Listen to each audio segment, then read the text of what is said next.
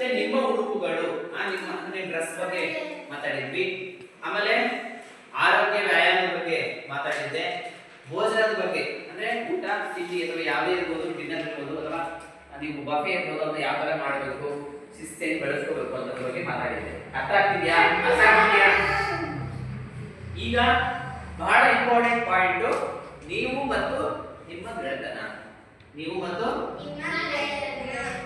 ಗೆಳೆತನ ಅಲ್ಲ, ಗೆಳೆತನ, ಫ್ರೆಂಡ್ಶಿಪ್. ಈ ಟಾಪಿಕ್ ಯಾವುದು?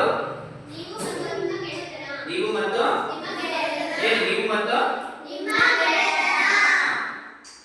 ಟಾಪಿಕ್ ಯಾವುದು? ನೀವು ಮತ್ತು ನಿಮ್ಮ ಗೆಳೆತನ. ನೀವು ಅಂದ್ರೆ ಯಾರು? ನೀವೇ.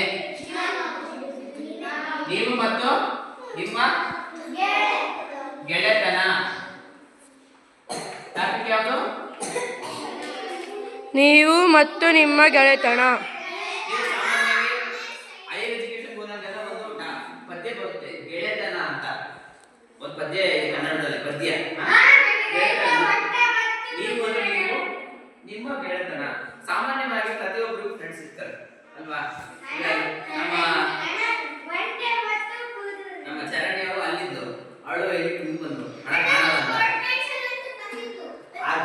ಆದ್ರೂ ಲಕ್ಷ್ಮಿ ಪಕ್ಕದಾಗ ಲಕ್ಷ್ಮಿ ಇದ್ದಾರೆ ಅಂತ ಅಲ್ಲಿಂದ ಅವಳು ಜಾಗ ಬಂದು.